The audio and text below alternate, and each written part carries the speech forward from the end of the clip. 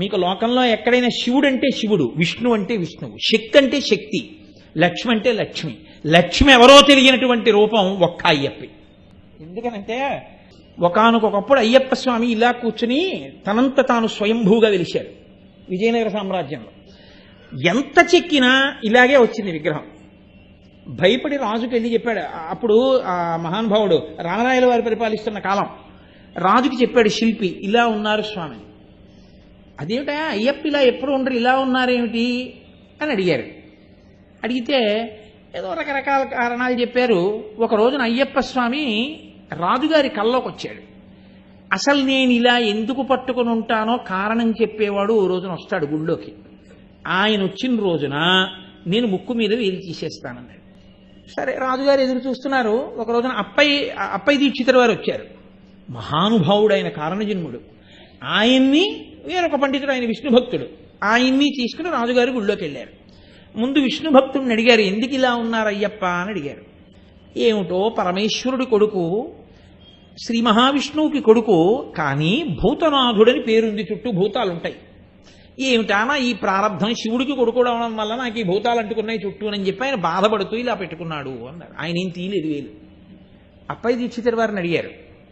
అడిగితే అప్పయ్య దీక్షితుల వారు అన్నారు, ఆయనకి తండ్రి పరమశివుడు, సందేహం లేదు. ఆయన తల్లి శ్రీ మహావిష్ణువు. తండ్రికి భార్య తల్లి అయిపోతుంది కాబట్టి పార్వతి కూడా ఆయనకి తల్లి అయిపోయింది, విష్ణువు ఆయనకి తల్లి అయిపోయారు. తల్లికి తల్లి భార్య ఉండడం, ఇప్పుడు ఆడదానికి ఆడది భార్య ఉండదుగా లోకంలో. మరి విష్ణువు తల్లి అయితే విష్ణువు భార్య లక్ష్మి నాకేమవ్వాలి అని ఇలా పెట్టు కూర్చున్నారు ఆయన అన్నారు. అప్పయ్య దీక్షితుల వారి శ్లోకం చెప్తే తీసేశారండి వేలు. యథార్థంగా జరిగింది ఇది రామరాయల వారి పరిపాలనా కాలంలో. పరమాచార్య స్వామి వారు వ్యాఖ్యానం చేశారు ఒకసారి దాని గురించి. కాబట్టి శంకర భగవత్పాదులు సౌందర్యలహరిలో శ్లోకం చేశారు దీని గురించి. హరిస్వామారాధ్య ప్రణత జన సౌభాగ్య జననీం పురాణారీ భూత్వా పురరపిమపి క్షోభమనయత్ స్మరోపి త్వానత్వా రచనయన లేహ్యేన వపుషా మునీనామప్యంతః ప్రభవతి మోహాయమిహతాం అంటున్నాం. అమ్మా ఏమి ఆశ్చర్యం అమ్మా, లోకంలో నీ రూపాన్నే పొందాడు శ్రీ మహావిష్ణువు నిన్ను పూజ చేసి. శ్రీ మహావిష్ణువు దేవతలకి దానవులకి అమృతాన్ని పంచిపెట్టేటప్పుడు దానవుల యొక్క బుద్ధికి మోహపరచడానికి గొప్ప అందం రావాలనుకున్నారు. లోకంలో అందగత్యలకు అందగత్య మా అమ్మే కాబట్టి పార్వతీదేవిని ఉపాసన చేశారు. పార్వతీదేవి తన అందమంతా అన్నయ్యకి ఇచ్చింది. నారాయణమూర్తి ఆవిడకి అన్నయ్యకి ఇచ్చింది. ఇప్పుడు ఆయన ఆవిడంత అందగాడయ్యాడు, మోహిని అయ్యాడు. ఆవిడ అందం చూసి రాక్షసులు అమృతం తాగడం మర్చిపోయారు.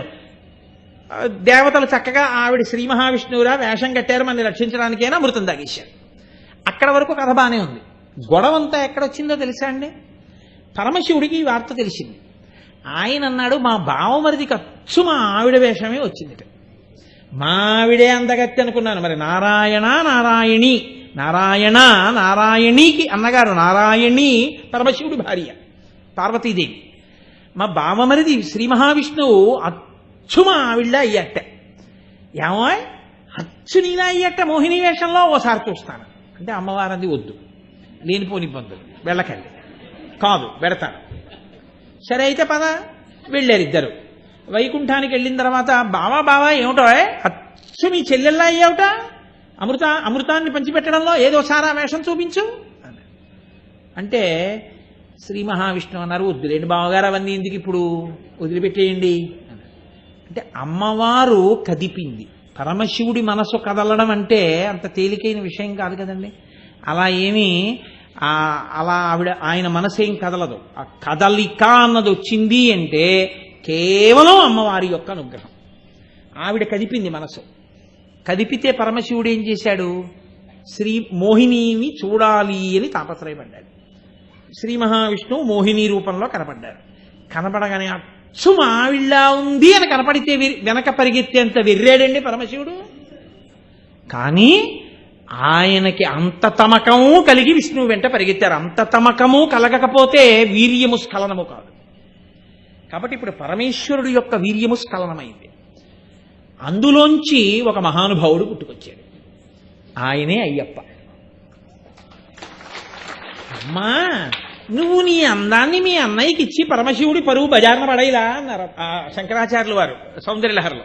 పురాణారీ భూత్వా పురరపిమపి క్షోభమనయత్. నువ్వు పురరిపుని యొక్క మనస్సుని క్షోభపెట్టేశావు కదమ్మా, పరమశివుడి యొక్క మనస్సుని అమ్మవారు అలా చేస్తుందండి. ఎందుకు అలా చేసిందో తెలుసా? మహిషి అంటేనే దాని బుద్ధి అటువంటిది. దానికి ఆ దివ్యమైన బుద్ధి ఉన్నది కాదు. దానికి ఎంతవరకు తెలుసు అంటే ఈశ్వరుడు అంటే ఈశ్వరుడు కూడా స్త్రీయో పురుషుడో నపుంసకలింగమో అయి ఉంటాడు అనుకుంది. అనుకుని శివుడు పురుషుడు, విష్ణువు పురుషుడు, కాబట్టి వాళ్ళిద్దరికీ పిల్లలు పుట్టరు. వెర్రివాడు బ్రహ్మగారు తెలియక వరమిస్తున్నాడు అనుకుంది ఆవిడే. అనుకుని శివకేశవులకి కొడుకు పుడితే చచ్చిపోతాడు. పరమేశ్వరుడికి రూపం ఏమిటి? గోధుమ పిండి ఉంటే పూరీలైనా చేసుకోవచ్చు, చపాతీలైనా చేసుకోవచ్చు, పుణుకులైనా చేసుకోవచ్చు, ఏదైనా చేసుకోవచ్చు. ఆయన గోధుమ పిండి లాంటి వాడు. ఆయనకి నామరూపాలు ఉన్నవాడు కాదు. అజాయమానో బహుజా విజాయితే అంటోంది వేదం. కాబట్టి ఇప్పుడు ఆయన ఏం చేశాడు? అమ్మవారు కదిపింది. పరమశివుడి మనసు కదిలితే తప్ప శివకేశవులకి బిడ్డడు పుట్టే అవకాశం లేదు. అందుకని ఇప్పుడు శివుడి మనసు కదిపింది. శివుడి మనస్సు కదపడం వల్ల ఆయన విష్ణువుని మోహినిగా చూసి సంతోషించారు. సంతోషించడం వల్ల వీళ్ళిద్దరికీ లోకంలో ఎప్పుడూ కని విని ఎరుగని కుమారుడు జన్మించాడు. ఆయనే అయ్యప్ప స్వామి. ఇప్పుడు ఆయన ధర్మశాస్త్ర పుట్టుకతో పరమశివుడి యొక్క కొడుకు కాబట్టి ఈశాన సర్వ విద్యానాం ఈశ్వర సర్వభూతానాం బ్రహ్మాధిపతి బ్రహ్మణోధిపతి బ్రహ్మ శివోమి అస్తు సదాశివోం. ఆయనకి ధర్మం అంటే ఇష్టం. ధర్మశాస్త్ర. లోకంలో ధర్మం తప్పిపోయిన వాళ్ళని, ధర్మం తెలియని వాళ్ళని బాగు చేయాలంటే గురువు గారితో కలపాలి. కలిపితే గురువు గారి దగ్గర ధర్మం నేర్చుకుంటారు. అందుకని ఆయన ఏం చేశారంటే, నా దర్శనం చేయాలంటే దీక్షలో ఉండి నా దగ్గరికి వెళ్ళారు. కాబట్టి ఇప్పుడు దీక్ష తీసుకోవాలంటే గురువు గారి దగ్గరికి వెళ్ళాలి. గురువు గారి దగ్గరికి వెళ్తే గురువు గారు ఏమంటారు? నీ చెప్పినట్టు ఉంటావా? చొక్కా వేసుకోవడం మానేస్తావా? ఎడంభుజం మీద ఉత్తరీయం వేసుకుంటావా? పంచ గోచి పోసి వెనక నుంచి కట్టుకుంటావా? చెప్పు, దీక్షిస్తాను. ఇప్పుడు ఏం చేస్తాడు? ఎందుకు గురువు గారు అలా కట్టుకోవడం? ఆయన ధర్మం అంతా చెప్తారు. ఇది 40 రోజులుగా బతికున్నంతకాలమా? బతికున్నంతకాలం. ఒక్కసారి వెళ్ళొచ్చినా ఆయన అనుగ్రహం పడితే ఏమైంది? ఓ మెట్టు ఎక్కేసావు జీవితంలో. ఇది చిట్ట చివరికి ఏమవుతుంది? తత్వమసి.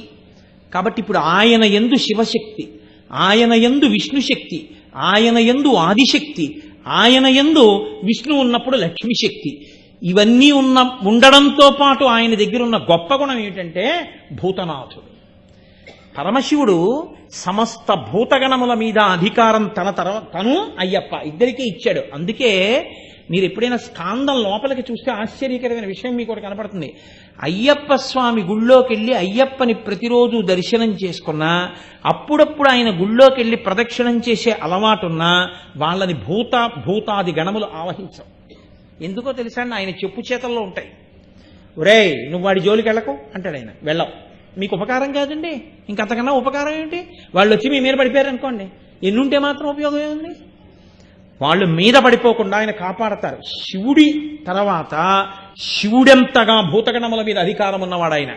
శివుడిలా ధర్మమునందు అనురక్తి ఉన్నవాడు, శివుడిలా గురువులంటే ప్రీతి ఉన్నవాడు, శివుడిలా జ్ఞానమిచ్చి మోక్షం ఇవ్వగలిగినవాడు, విష్ణువులా పూర్ణుడు, విష్ణువులా పుష్కలుడు, విష్ణువులా ఏది కావాలంటే అది ఇవ్వగలిగిన వాడు, అమ్మవారిలా శక్తి స్వరూపుడు, అమ్మవారిలా నిరంతరము ఎటువంటి కదలికలైనా కదలించగలిగినటువంటి వాడు, ఎంత శక్తినైనా ఇవ్వగలిగిన వాడు, ఇన్ని కదలికలను ఆపి లయం చేసి మోక్షం ఇవ్వగలిగిన వాడు, ఇన్ని చెయ్యగలిగిన వాడు. కాబట్టి తనలో తాను రమిస్తూ పైకంటితో కాకుండా యోగ దృష్టితో చూస్తుంటాడు. ఎవడు లోపల ఎంత చిత్తశుద్ధితో చేస్తున్నాడు, పైకి ఎంత డాంబికంగా ఉన్నాడు. నేను మీకు ఒక యథార్థం చెప్తున్నాను ఇవాళ. ఒక్కొక్కసారి ఏ దీక్ష లేకుండా అయ్యప్ప స్వామి గుడికి వెళ్ళినటువంటి కొంతమందికి, అసలు జీవితంలో అయ్యప్ప దీక్ష తీసుకొని వాళ్ళు కొంతమంది ఆ గుడికి వెడితే 50 సార్లు దీక్ష తీసుకున్న వాళ్ళకన్నా కూడా అద్భుతమైన రీతిలో అయ్యప్పని సేవించుకునే అదృష్టాన్ని ఆయన ఇచ్చిన సందర్భాలు ఎన్నో ఉన్నాయి. దేని వల్ల ఇస్తాడో తెలుసా అండి? వీడి నా దీక్ష పట్టాడని ఇవ్వడం కాదు. వీడికి ధర్మమునందు అనురక్తి ఉంది, వీడికి వేదమునందు అనురక్తి ఉంది, వీడికి నా రూపమునందు అనురక్తి ఉంది, ఈశ్వరుడి యందు అనురక్తి ఉంది. అది ఆయనకి చాలు.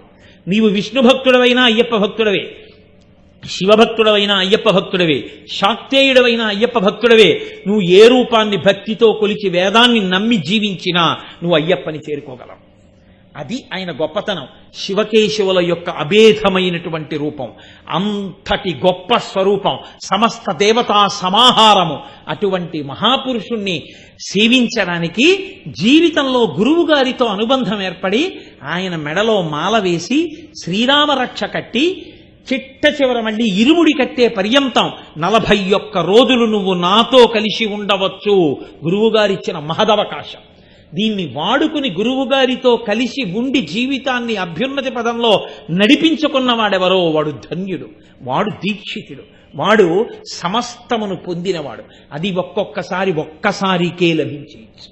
అది మీరు గురువుని సేవించడం మీద ఉంటుంది, మీరు ఆ తాపత్రయంతో శరణుఘోష చెప్పడం మీద ఉంటుంది తప్ప అసలు ఏ ప్రయత్నము చేయకుండా కేవలం ఏదో ఒంటి మీద ఉన్న బట్ట రంగు మార్చడమే దీక్ష అనుకున్న వాడికి ఎన్ని మాటలు చేసినా ఊయల ఎక్కి ప్రయాణం చేసి కాశీ వెడదాం అనుకున్నవాడు కూడా అయి ఉండవచ్చు.